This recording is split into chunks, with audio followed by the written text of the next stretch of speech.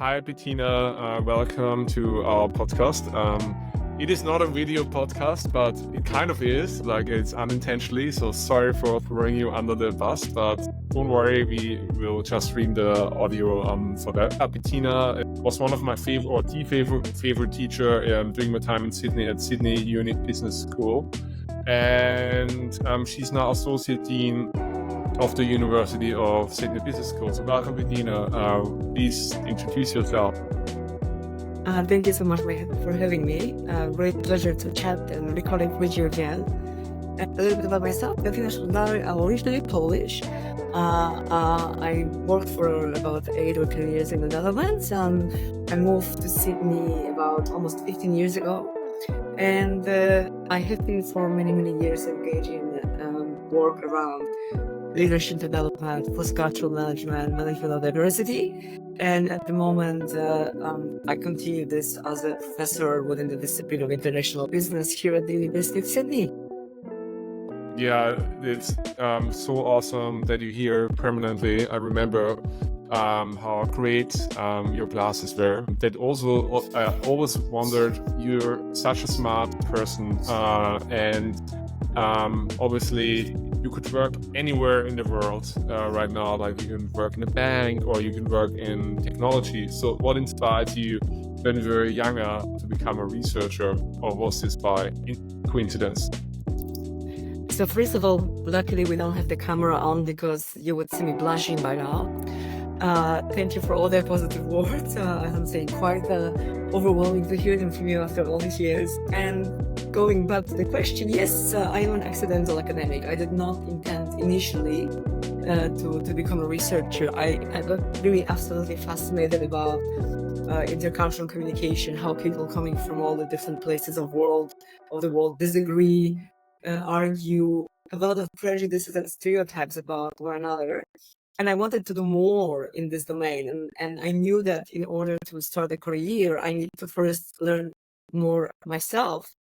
And that's how I decided to undertake a PhD.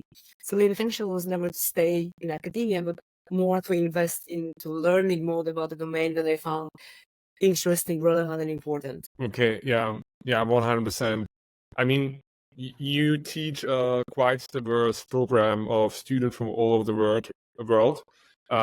So I have two questions. First, what's wrong with me? Second, what are some of the, I'm just kidding. Second, what are some of the most common pitfalls or things you see with your international students versus in the country? Like, what are some of your observations and insights that you gained in the last couple of years? Always coming to a new place is very challenging, regardless of which direction you move and how different or similar the place is. And it's not only because of cultural differences, but simply because of the lack of networks and support that you would normally have in your own surroundings. So I think the biggest mistake I see among international students is really staying within their own national groups. So they kind of seek what's familiar, which is a very national phenomenon, of course. We do like people who are like us, we do like their predictability. But within the context of moving to another country, if you don't expose yourself to that local country, if you don't face those fears and try to build your new support network in the new environment, you will never really have a chance to integrate, to be successful, to set up something meaningful.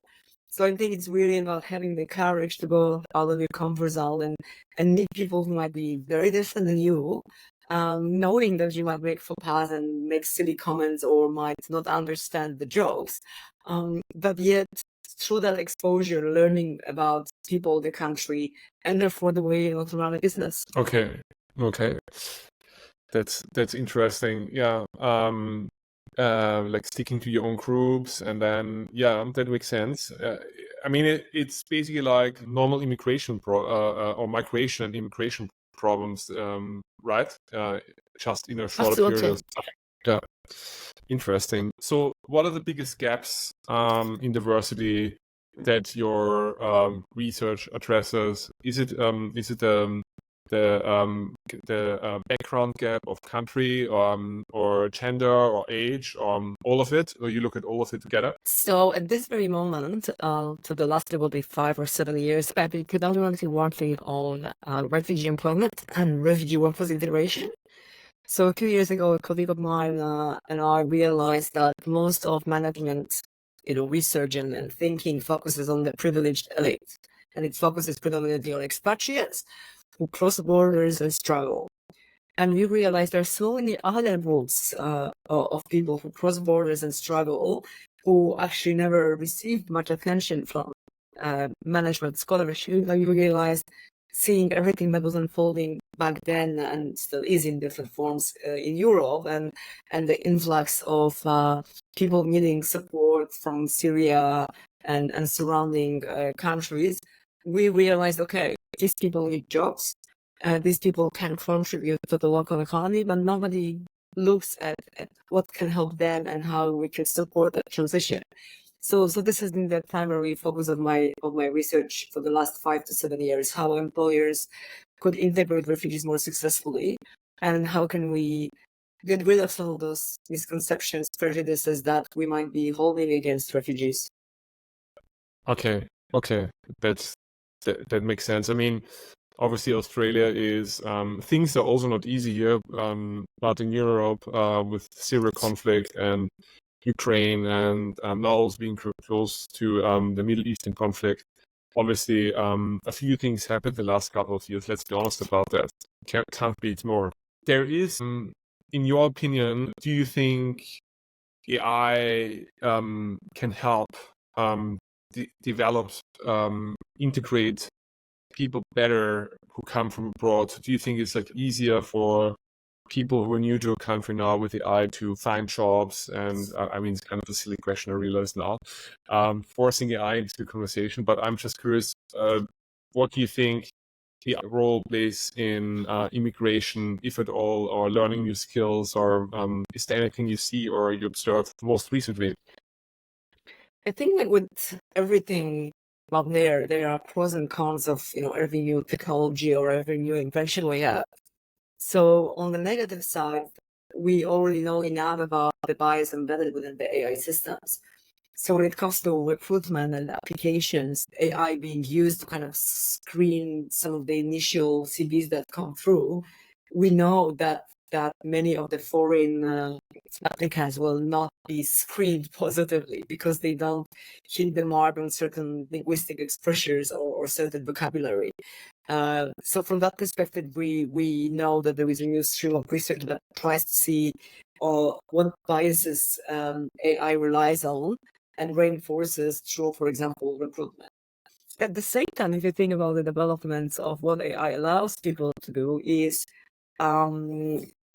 as simple as ChatGPT proofreading your emails and making sure that there are not many mistakes. It's so much easier these days to send a perfect email to someone than it was possible a few years ago, which means that some of those very basic issues linked to language proficiency, which of course are a big challenge for someone coming to a new country, are being removed, because at least in written communication, you can so quickly make sure that you are on the same level in terms of how the message comes across as the person locally.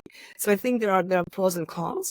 And I think it's a new space, and we are still to see where we are going to be. I think in what I'm really scared in general about the role of AI in terms of how people make sense of the world and where is the source of truth. I think in employment and recruitment, I more the kind of positive view that actually it might help remove some of the barriers that foreigners would experience otherwise. Interesting. Yeah, that makes a lot of sense. I mean, even my accent is terrible to hear. Yeah, I imagine if it comes down to the written part, it already helps me a lot. So that's very true. It actually brings me on a equal playing field. Yeah, 100%. Look, Eric, I'll interrupt because what you just said needs an interruption, which means your reflection for your accent. We all have accents. The local people here all have accents. And our accent is a sign of the fact that we are speaking fluently more than one language. And I think if you reframe the problem of an accent into an advantage of an accent, I think there is a wonderful thing to be gained. And every time someone makes some comment about or I do still have friends who make jokes about words I mispronounce. I always respond with a smile, happy to change to Polish, Dutch, your call, and kind of call them out on the fact that it's lovely that you're laughing at me. But it's not comfortable to be laughed at, and it should, and let me expose the fact that I do speak several languages and you don't. So I really see many people who, in many ways, again, I see it again with foreigners across all the different levels of expertise. One of my very good friends who is a CFO at a big multinational, undertook personal one-on-one accent coaching so that she could sound more Australian. I think it's really problematic because there is nothing wrong about her accent. And if the receiver has biased against a foreign accent, that only speaks badly about the receiver. And that's the side we need to work much more intensively on, Sure. so that people realize that, moving to another country, speaking several languages is an advantage rather than a liability. Yeah. Yeah, that's actually thank you for pointing it out. I actually, in reality, I don't think so. Like, I use my accent as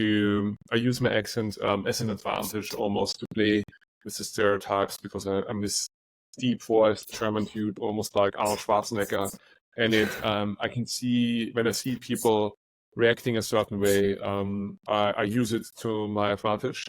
With all the positives that come with it. And since there's certain stereotypes about Germans, then the negative ones, like being too stingy and stuff, I try to underplay or show them that I don't have it with being also funny and approachable. So I think I really use it to my advantage being in Anglo-Saxon countries abroad. It works extremely well, but you're right, it doesn't really solve the underlying problem.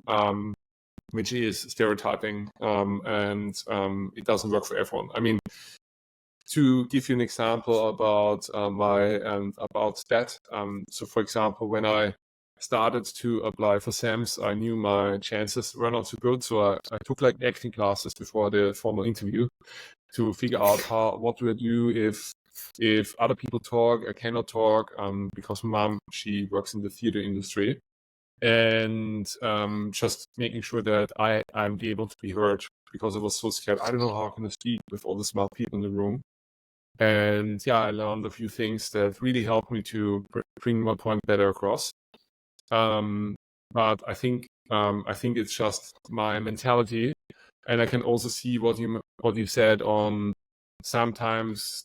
Or for myself, it impacts myself negatively, but I can also see it for others with different personality types, different strengths and weaknesses, how this is really crushing them, this stereotyping, and not positive. Even I experience it myself, like sometimes people are afraid of me because, I think they're afraid of me because of my appearance, and it's very hard to change it because of my voice and stuff like that. So yeah, it's definitely something that it's really difficult for me sometimes to manage. Yeah, too. I never knew you took acting classes. That's I'm learning something as well. Fascinating. Yeah. There's so actually, my mom works like in theater, and I used to act when I was very young. I was a bad actor. I only had one play, and then I was never invited again. But obviously, I grew up with these actors around me, and when they're like training for being on stage, they go around, speak with themselves, like immersed in the role. So obviously, I pick up on some of the things they're doing, even though formally I've never learned it. But I know there's some things you can do. I always knew that. But from the outside, you don't know what they do. And actually, one of the world's best pantomime in the world cooked for the family, and then he taught me. He was like body language teacher for John F. Kennedy and stuff like that, and he lives in Vienna. And I got to know him, and he taught me some of the things on how I can act and behave, and like very little, but he helped me a few times. Yeah, for SAMs as well for the interview. Yeah. Well, there you But go. that's a different story. Yeah, that's a different I story. think Not important now. it speaks to your determination, and I think that's a Yeah, very maybe I have important too lesson. much. I have too much in some areas and too little in others. Let's don't talk about that. I can give you an interview with my girlfriend. She can tell you all the other parts too. Uh,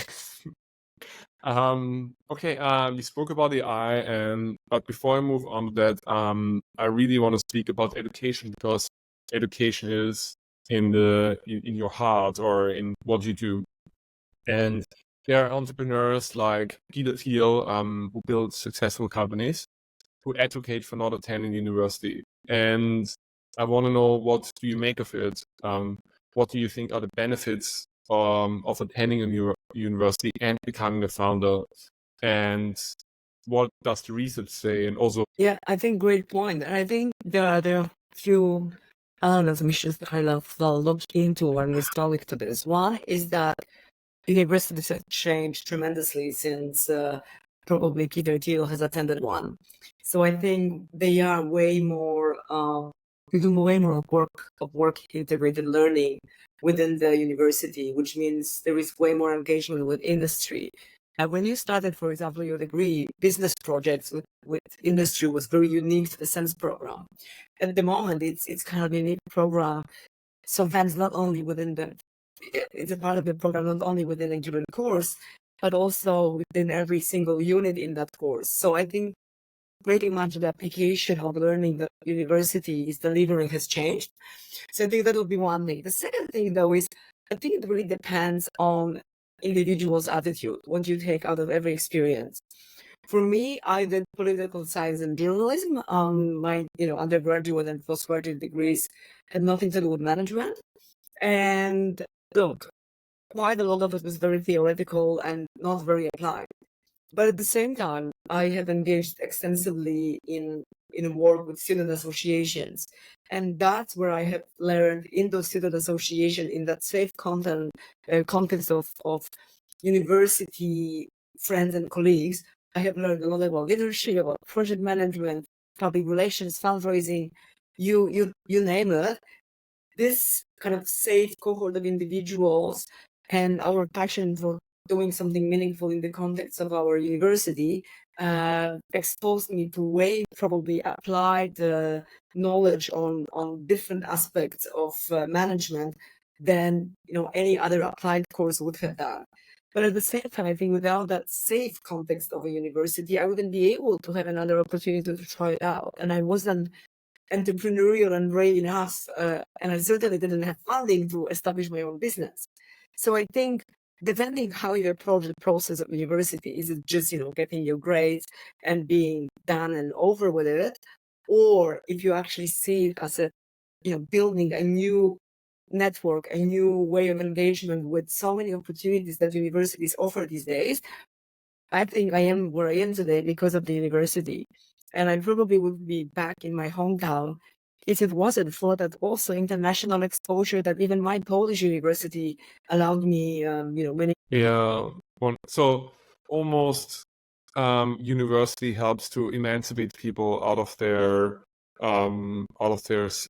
system, or where they are, and allows them to do something else. Is this what you're also saying?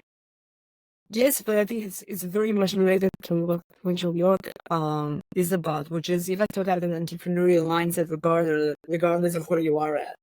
Yes, So, that's true. you have to be willing to get out there, try new things, put yourself in meetings, which there's no idea they're going to lead to anything. They might be absolutely useless, but out of the, 9 useless meetings, the 10th one is going to turn out to be life-changing. But you probably wouldn't know that 10th one will be the life-changing one.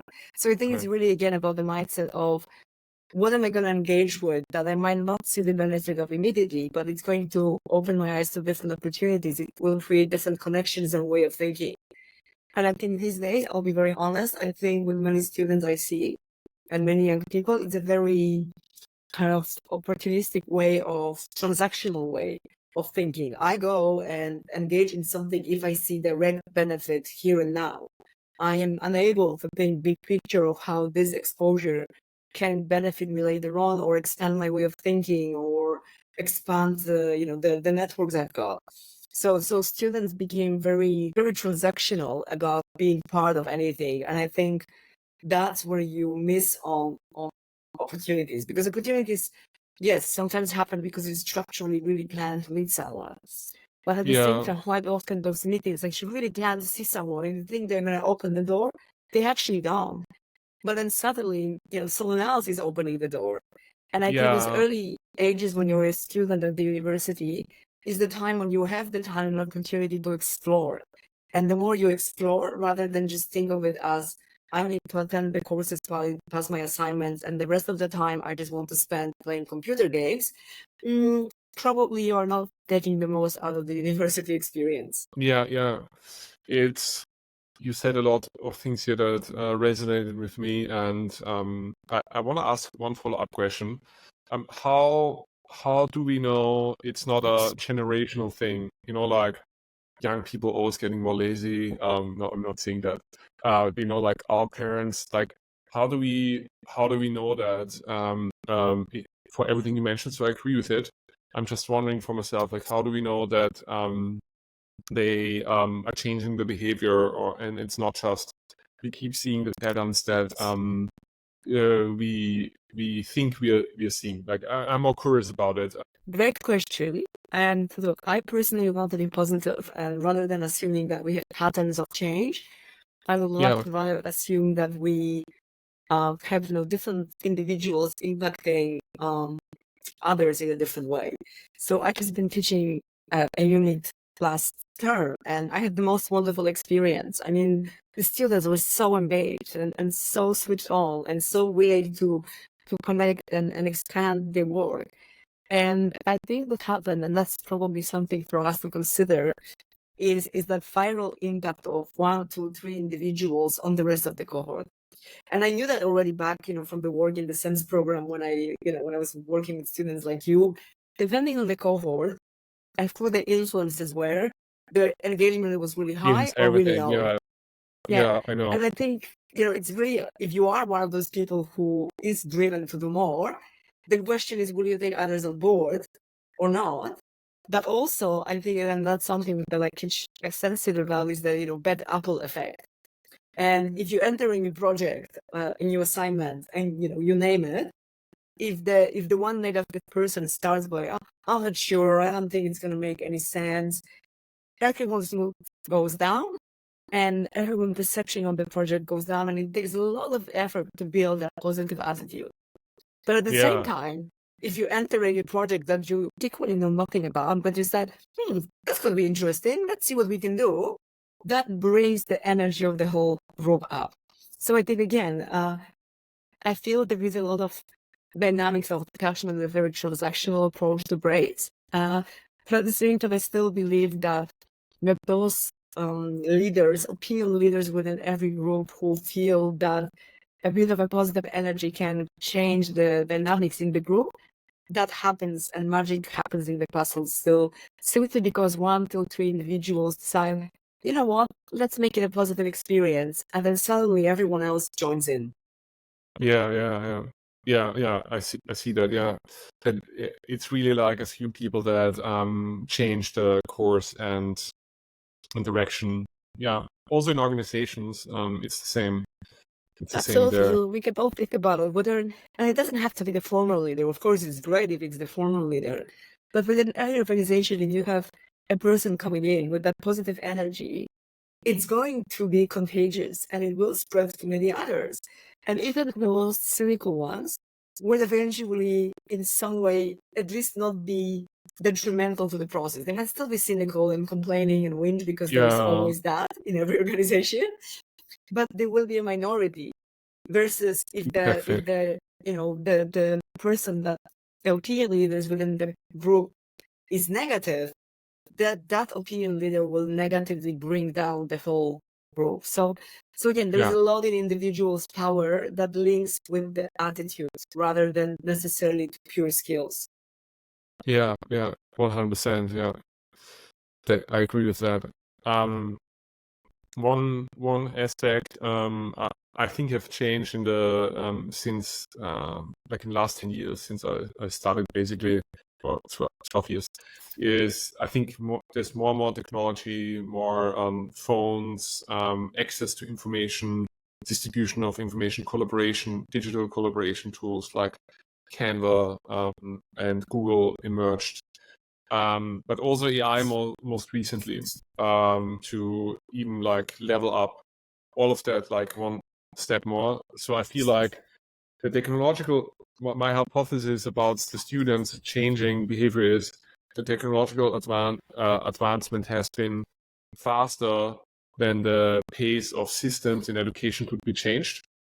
And that just creates this cohort of, it's like of students who just don't know how to manage it because the roads are not built or not, the roads are not changed for the new machines driving them, if that makes sense.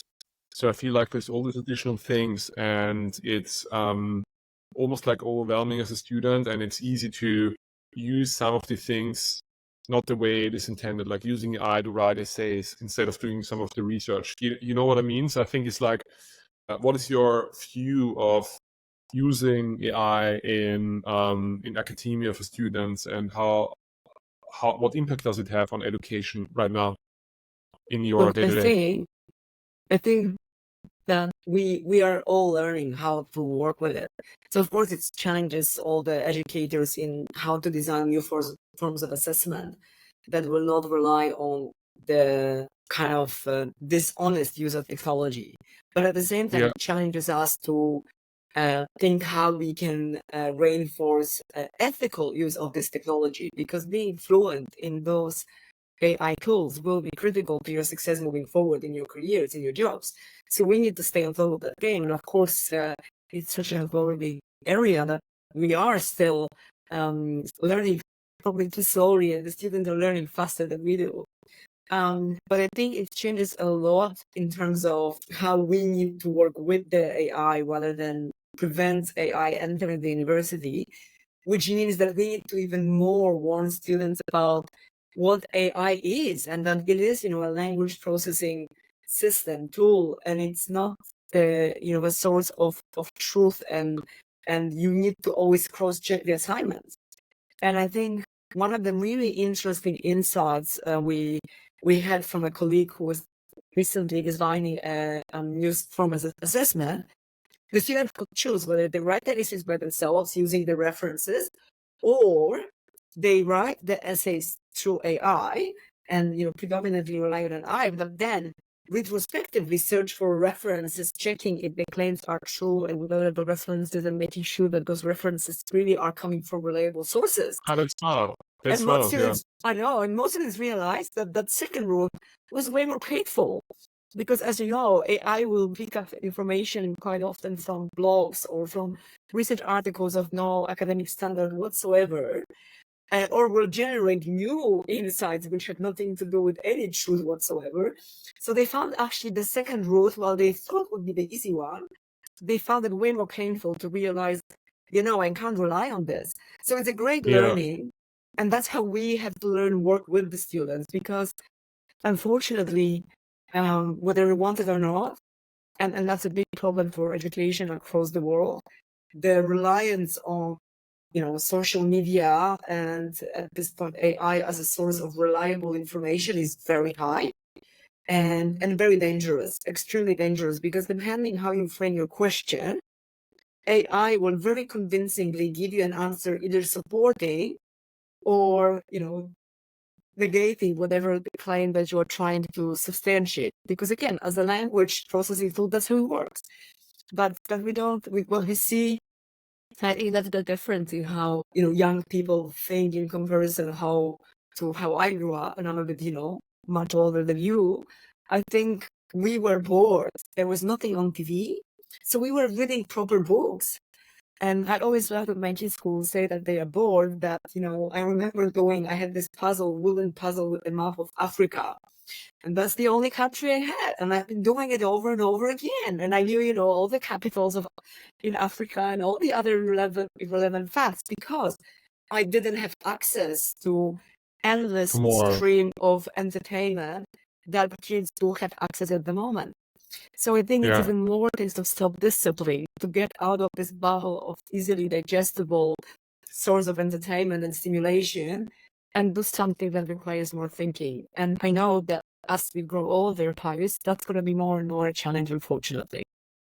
It's already a challenge for me, like, no, it is. Yeah, I remember as a kid, my Africa map was a book about dinosaurs from the 70s.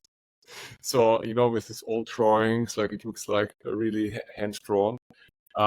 So I remember all the dinosaurs, what they ate and what all they were. So yeah, when I was young. But I also watched a lot of TV with my grandparents. It's kind of funny thinking about it. Yeah, so we talked about the AI, how it evolves in a research setting, probably quite similar also in a business setting, to be honest. I mean, it sounds like it's not that different, in a business setting, how people use AI to do projects and stuff like that. And I think AI definitely helps with some mundane tasks like meeting notes and following up. I think AI is like excellent for that because you can feed it whatever information and you can reference to it. But one thing my opinion is that AI doesn't solve with when people simply don't like each other, So very often in organizations or in group works, people work together on projects, and it's never that the people are not smart enough or have the problem-solving capabilities. I think it's 100% people problems, 100% this person, this, and there's always this how should I say, a hidden agenda to advance and to do better. Frameworks don't always help because sometimes it's simply like, yeah, people want different things, and they do these alignments and negotiate, but at the end of the day, not everyone wants to negotiate. And so that's kind of funny. I think it won't solve the human aspect in our lives. I think that's my hypothesis. I think it makes our emails, though, more civilized. So the fun Yeah, aspect, right. in terms of written communication, we've been laughing that if I really have a difficult feedback to give to someone, I'm really annoyed with that. ChatGPT is quite good at toning down my messages. So I think that in the written format there is self-support, and Yeah. sometimes depending on probably the amount of self-reflexivity you have, just that exercise of trying to reframe some of the email into more positive one, it could be a great learning opportunity because on the go as you're working in a problem, AI can actually provide you with a much better framing for responding. So hopefully we are going to be more actively using it in this way. But I agree that in face-to-face interactions, in anything we will see the opposite, simply also because people are not exposed that much to face-to-face interactions as they used to be. That's face-to-face interaction. That's true. What do you think is the value of face-to-face interaction versus Zoom and remote? I'll be honest, which is in the context of international collaborations, of course, Zoom has been invaluable. So most of my collaborators are in all the different parts of the world, and we could not be having the relationships and the collaborations that we do if it wasn't for Zoom. And I'm saying Zoom because I'm quite a big fan of Zoom, because that's what we've been using, and I'm very kind of sticking with one tool. Any video conferencing and high quality video conferencing for one-on-one kind of interactions is wonderful in that international context. At the same time, I don't think that in terms of really working within organizations in one place, that Zoom or any other tool can replace face-to-face interactions. It's something that I think I am definitely pro work flexibility, but I also realize that the more I stay at home and other people stay at home, rather than every now and then go back to the office to connect with people, the work outcomes, the interplay between people, the relationships, and the whole culture of the organization changes. Because it's very difficult to keep a culture of an organization if people don't catch up and don't run into each other to exchange a few friendly words and instead only communicate with those 2 or 3 people within their own little project. So I think again, I do believe that hybrid is a way to go because it allows flexibility. But at the same time, I think moving forward, I hope we don't move entirely into the online context, because it's really critical that we remain connected with one another on this very, interpersonal level, and that's way more difficult over Zoom. Yeah, I agree. I feel like that to me, entering the workforce in an office only, had huge benefits. I feel if you are because I'm less disciplined, and it just helps me to be there. And now I think after many years of training, even as a student, going to the library, changing the space, now I think it doesn't matter too much anymore. Like building. The second part is what you mentioned. I feel like the connection with people is just much harder being online, and the accountability goes down. Even though everyone says, "Oh, it doesn't matter," like no, the accountability and the outcomes. I think that is in the studies. It's just not the same. It's just harder to quickly, innocently speak with someone on the side versus or the coffee in the kitchen or tea versus setting up a Zoom call. It's so formal. So I think that's something that I definitely resonate with. I think the remote work is leading to less outcomes, generally speaking, for myself. Like not for everyone, but for myself. No, as I'm saying, I think you're making a very valid point. You can't schedule we're going to run into each other in the coffee corner and exchange 5 minutes conversation where I'm going to learn everything about what's happening and what problems in your side of the business are, while just having a brief 5-minute catch up, refilling our coffee cups.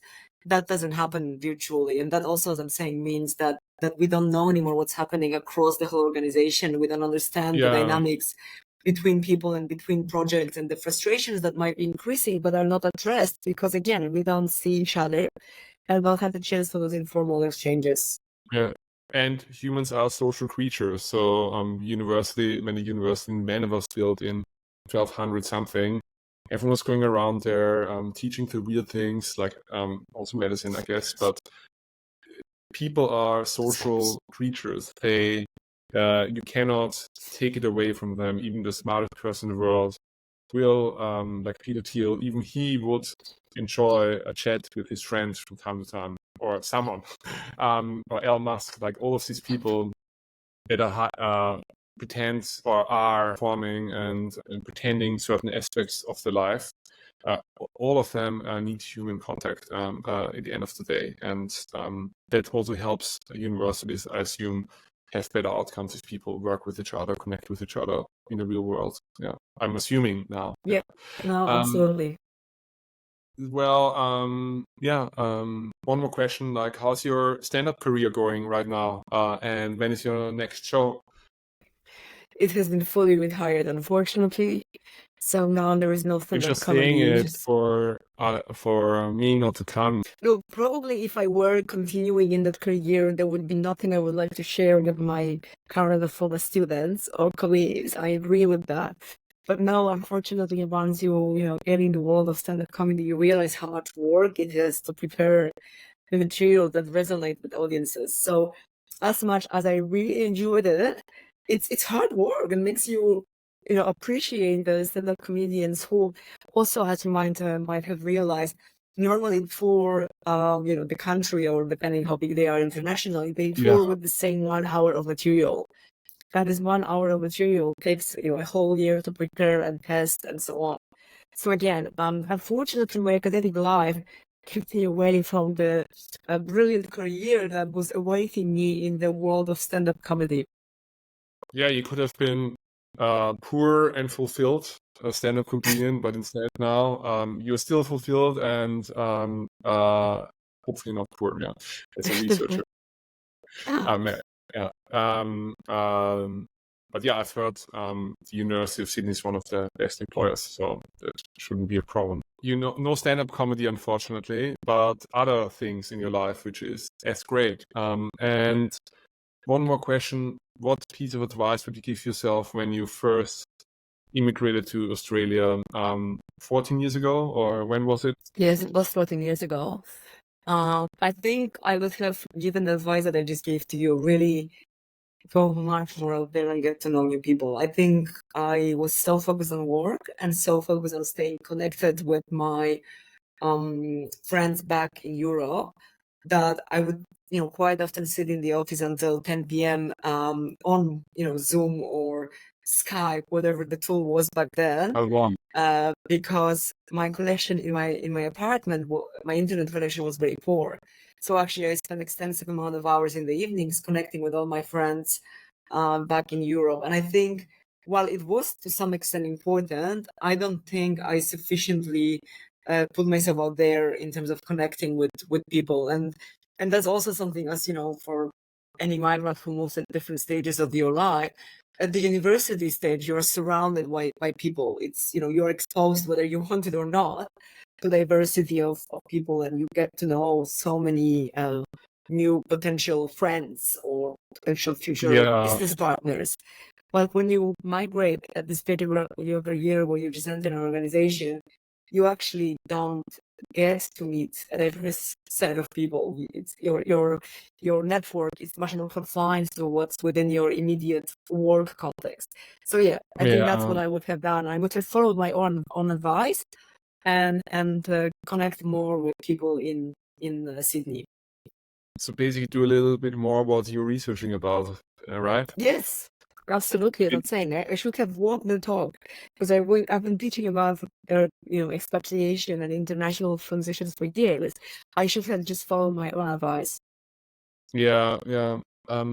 That's interesting. I remember when I moved to Dublin to work for Facebook, Meta is called now. Everything I did is I worked all the time, and I think from 8 to midnight every day, and I immersed myself. I thought it's like when you study. But working for after school or working for an institution, if it's like a university or a company, it's different because it's a pre-selected set of people versus as a student, everything is a bit more open, I would say, even though it's business, like people do different things. I think that was it was interesting for me to perform at much higher levels.